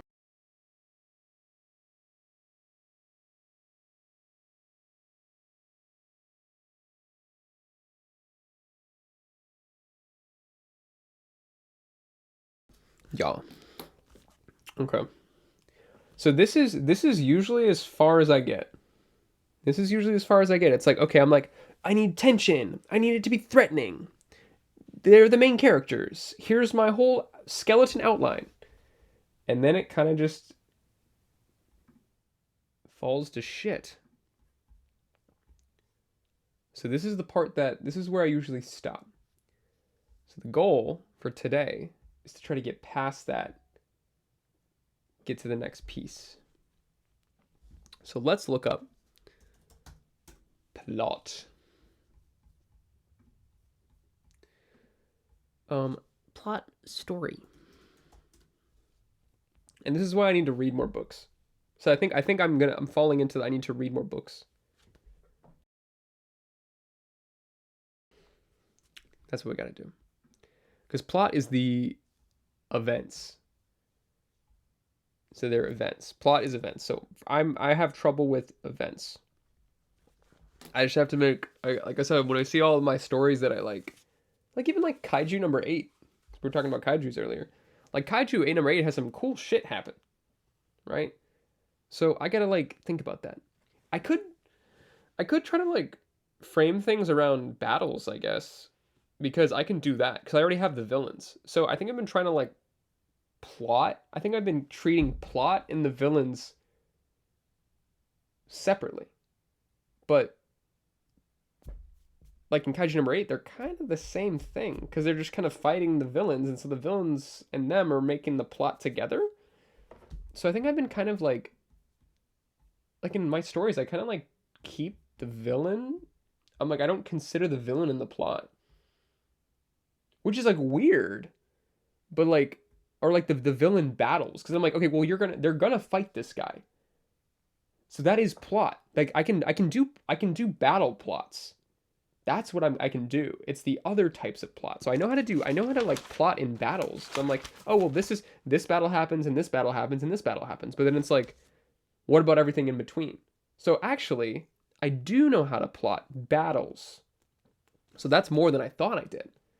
I never thought about that. So I know how to plot battles. So that's an interesting thought. So let me write that down. So like let's say so like kind of villain battles. So like the bad I'll call them the bad battles, right? And it's like if we know they're gonna fight this guy, then we can kind of build the plot around this. This is the part. This is like learning. This is like learning storytelling stuff. I'm sending myself back to school to learn like how to do this shit. Nope, that's not what I want. Following action. Characters.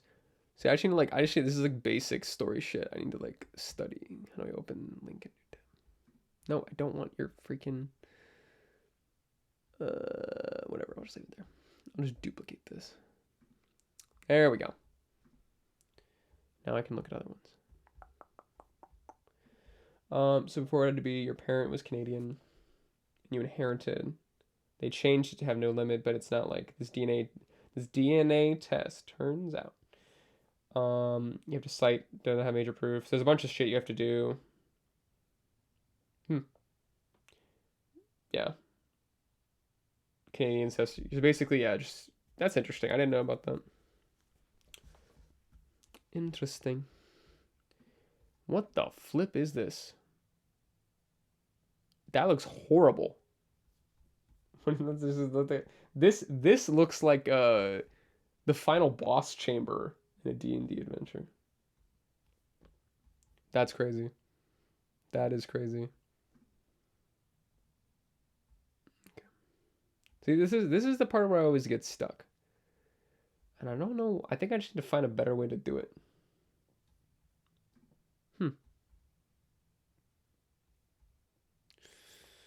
Intriguing. Intriguing. The what, when, and where.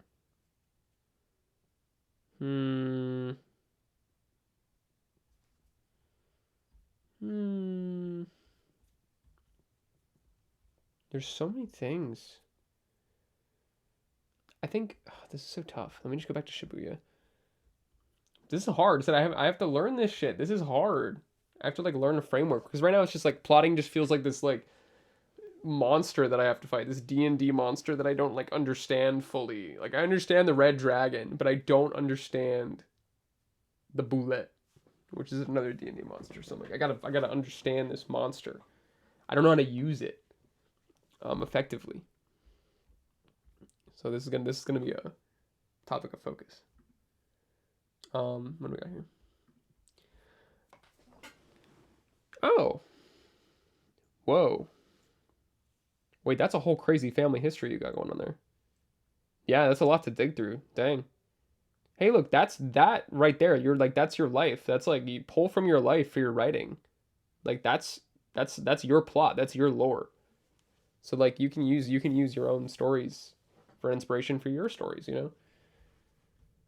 It's another way to do it.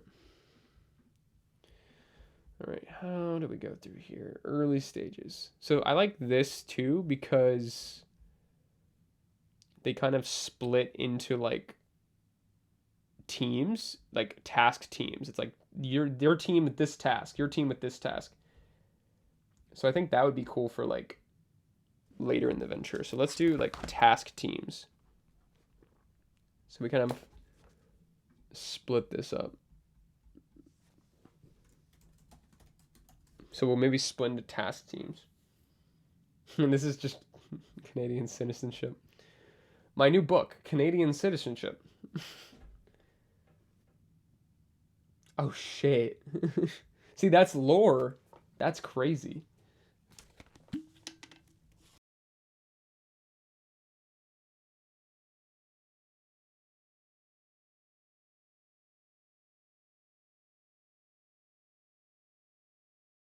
Okay, back to Shibuya.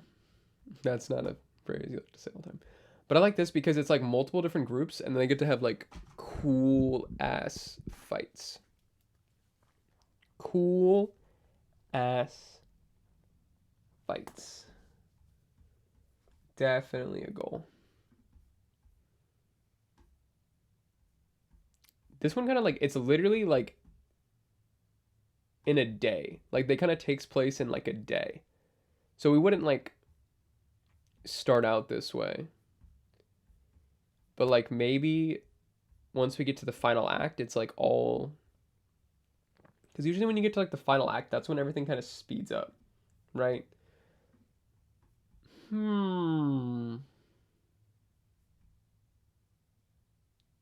These fights are so sick. Like this,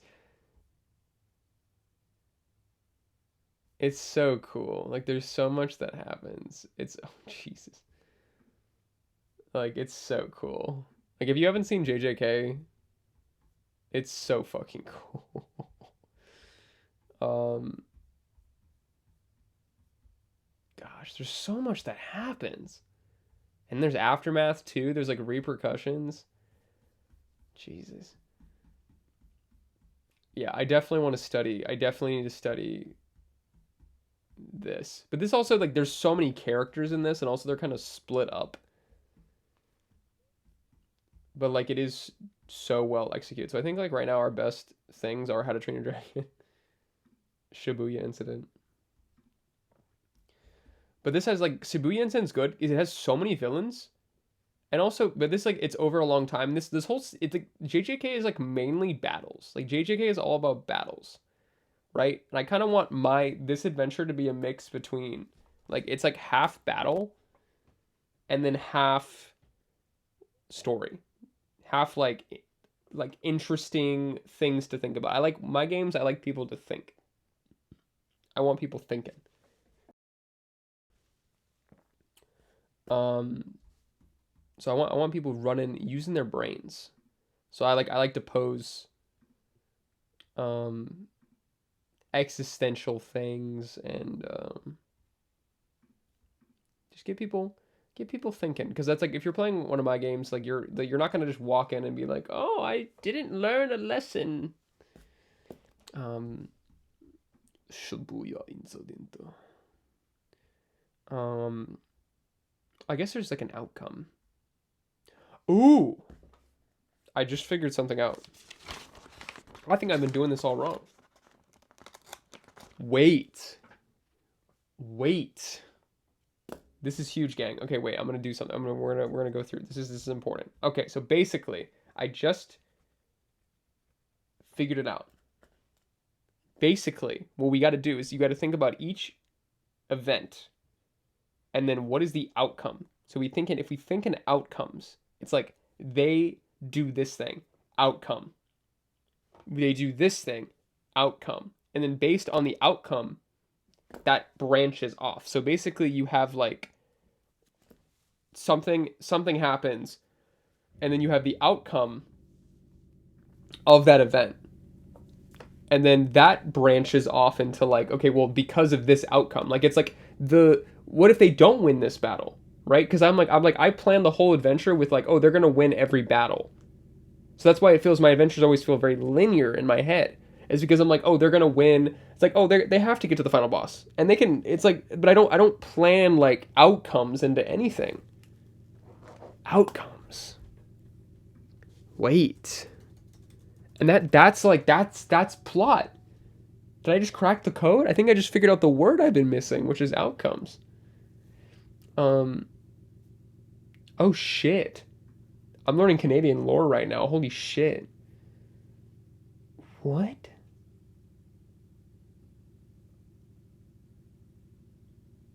That's crazy. You should write this story. That's brutal. Damn. You should write that. Which you just did. Just copy paste all the text you've sent. Just copy that. Put it in a Google Doc.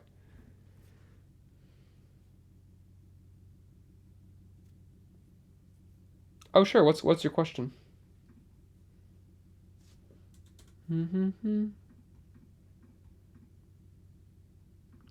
Oh, that's a great question. What's your favorite Pokemon and why? Well, as you can see here, I have some of my favorite guys right here. Um, what do you think my favorite Pokemon is? Just guessing, and then I'll tell you what it actually is. Because it's also picking like your favorite is really hard. But I do have a couple that are my favorite. Let me try to think of my favorite in my brain. How do I choose? How do I choose? Okay, I have like, can I do like, I need to have like a favorite. I have to have a favorite. I'll name a couple of my tops and then I'll pick my favorite from that. Snorlax plushies are so expensive. Okay, if you want to know, there's a giant, okay, let me pull this up. There is a giant, this, this thing. I think about this every day. It's like you just getting a giant Snorlax. Like I want to sleep on this. Like I want a guy I can sleep on. I want a big ass Snorlax that I can just take a nap on. Like this is the dream. Like when I get this, I'll know I've made it. This is all I want. I just want a big ass Snorlax. Seeing the man who Snorlax is based on? Is it just Snorlax? Snorlax? It's just a big guy, right? Oh yeah, this guy. Oh, he's so cute. He's just a guy. Koji Nishino. He was a Game Freak developer. Koji Nishino. That's so cool. He's the map designer. Oh, that's so cool. Does look like him. Snorlax is one of my like top guys for sure. Let me make a list. Okay, so my favorites are frick. Okay, I'll tell you. Oh, this is so hard. How do I choose? Okay, I'll just tell you like, oh, how do I pick? All right, I'll pull a couple up. This is my goat. This is my goat of like all time. This is why I ask permission because the side tracks often. Yes, it devolves into Pokemon talk, and I'm completely okay with that. All my other streams are just like like half of them are Pokemon Showdown streams. I'm obsessed with Pokemon. Um, Cerulege, the goat. Another one.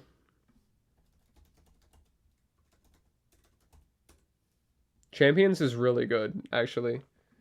If I had my Switch hooked up to my like with a capture card and shit. Decidueye, another one of the goats. Champions is actually it's really fun. I really like especially like the attack animations and I like that like the music you can change like the music to like the different games and stuff. Um it is like I like that you can it's I like that it's completely free. Like I like that like basically you do not need to pay for it. You can just play it completely free. You can transfer Pokemon in from like past games. It's like I like it. It's a good like central hub for playing Pokemon. I have a big bias toward Pikachu, but specifically Chunky Pikachu. I play Pokemon D&D with some of my good friends, and in the game I have a Pikachu.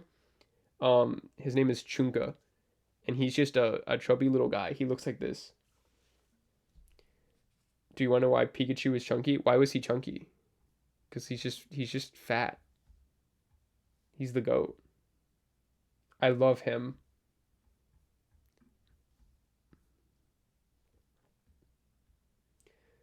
It was a holdover from the beta design. I love this is my favorite Pikachu art of all time. It's this one. Pikachu.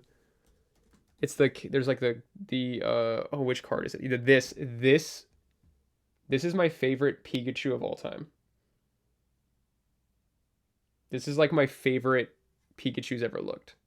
Like I'm obsessed with him. I think about him. There's also a card that has this guy on him. It's my favorite card. It was the movie promo card. I think.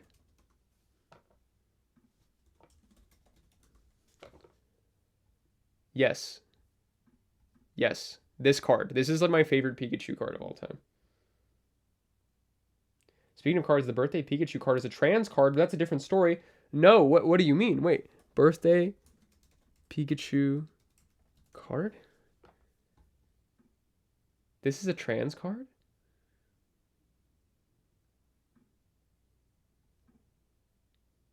Birthday surprise. Wait, I need to know this. This is a trans story.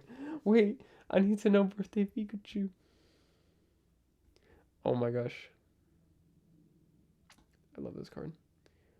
Ceruledge decision by Pikachu. I do love Charizard. I do love Charizard because he's just cool. It's probably like a lot of my Pokemon that I have in Pokemon D&D, I'm kind of biased toward. So like I have like a Mega Charizard X. I've got Pikachu. I've got Snorlax. I do love Bellybolt. He's back there. There he is. Bellybolt. And then I do love, of course, the GOAT. No, not Sylveon VMAX. Just Sylveon. Like the trans Pokemon. She is so pretty. Her colors are perfect. So, Sylveon's also the GOAT. She's so pretty. That needs to be my phone wallpaper. That is so cute. I'd say those are probably my favorites then. I do love Togekiss too. There's just so many. There's so many good ones I love. I said I'm a Pokemon fan. There's so many. There's some I hate too. I did some Pokemon design ranking streams where I just yap about Pokemon for hours. Ja. Oh.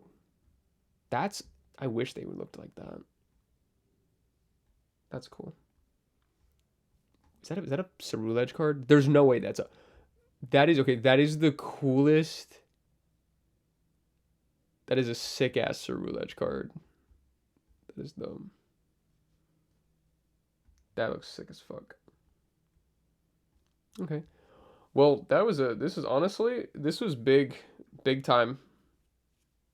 This was big time. Just figuring out this word for me, outcomes. Because it's like plot, outcome. And then that basically like that informs like what happens.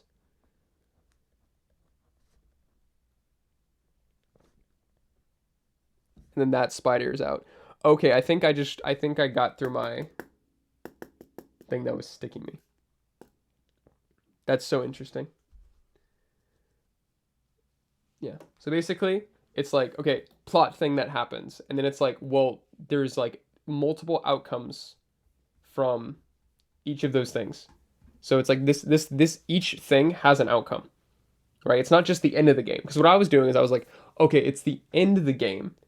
What is the outcome of the end? And I'm forgetting there's all of these outcomes that lead up to the end. Like the end is the last thing we need to think about.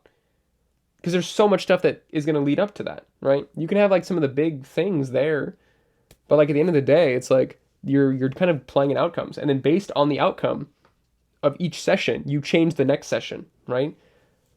So originally, Pikachu was originally Daifuku pastry, which is why the white belly, it was jelly filled.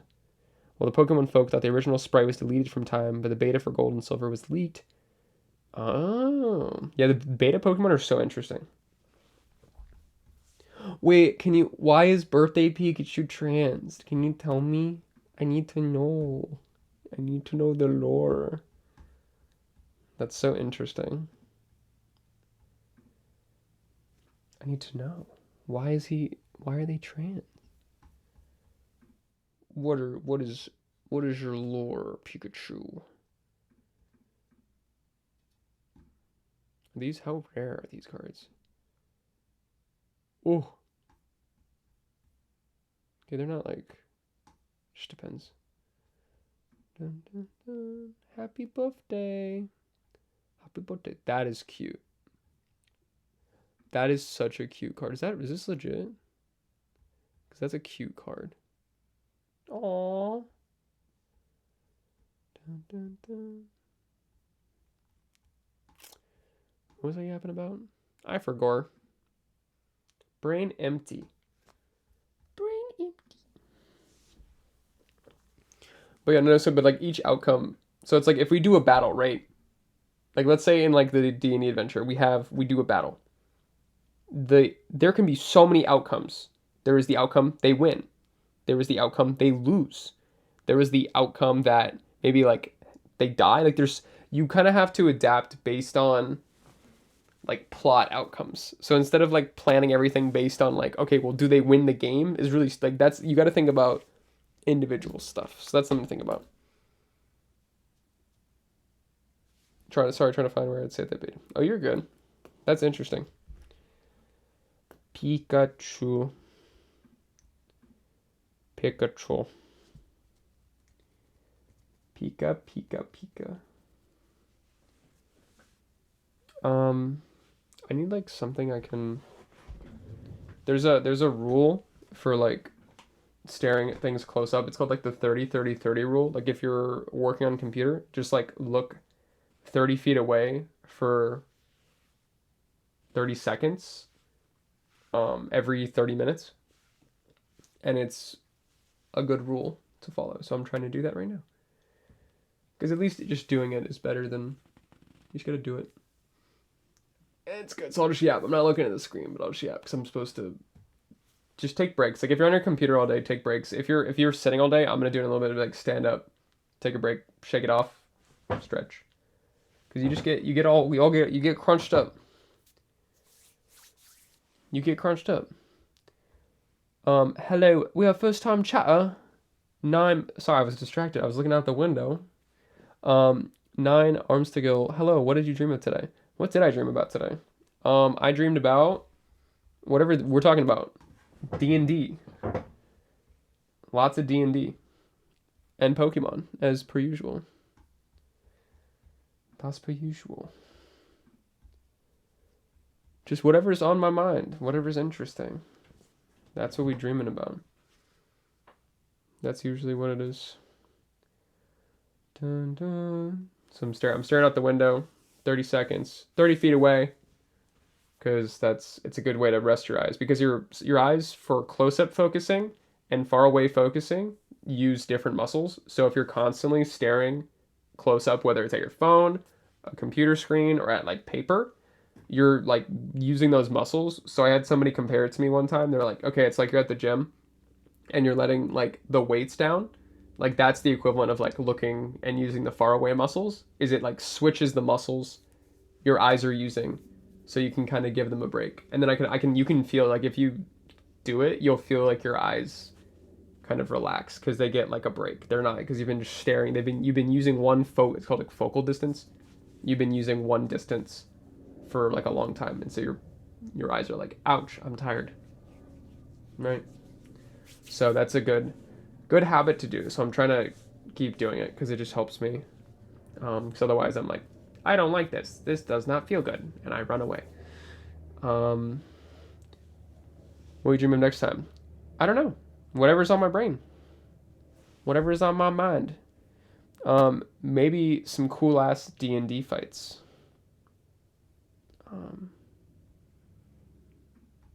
Because that's where we're talking about. Dun dun dun. Just whatever is out in the universe, you know. And just vibing. What time is it? Oh, I got a boogie. Dun, dun. Well, this has been a very productive stream. I figured out the word I've been looking for, or just the next step. I got past the place where we've been, which is now I've got the word. Do dreams sometimes show you your future?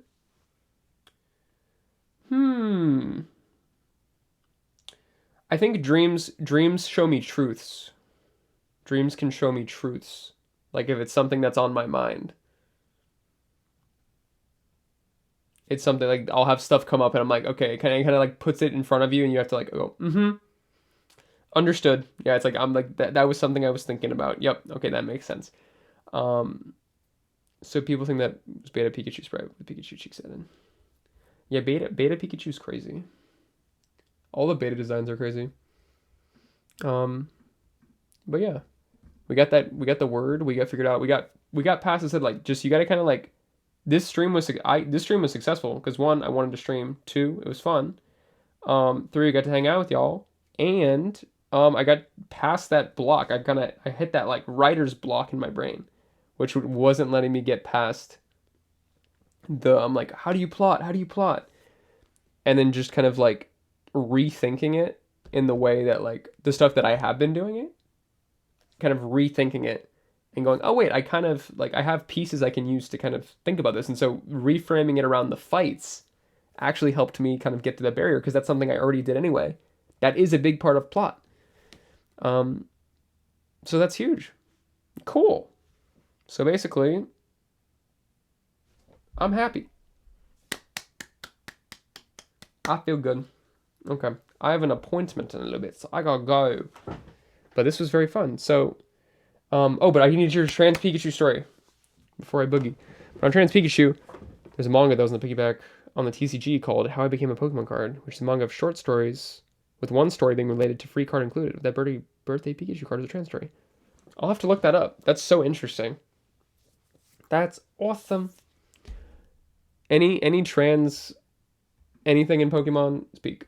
So, very happy. Well, Bunny, thanks for hanging out this whole stream. It's been fun yapping. Thank you for sharing your ideas. I will um Blood Cortana is in my brain now. Like that's it's cool as shit. So you have good ideas. Keep writing, okay? Just start going. It doesn't have to be perfect. Like pretend it's like doodling but with writing. Just start writing shit down. And just keep doing it and eventually you'll have stuff. So you got the ideas, so you're set. So you just gotta go. You just gotta start writing them down. Cool. Well, thank you to everybody that hung out in chat. Thanks for hanging out and everybody that hopped in. We wrote a lot of stuff, and yeah, I got through a barrier, so I feel good. And we learned about Pokemon too. So yeah. All right. Well, thanks everybody. I'll see you later. Bye.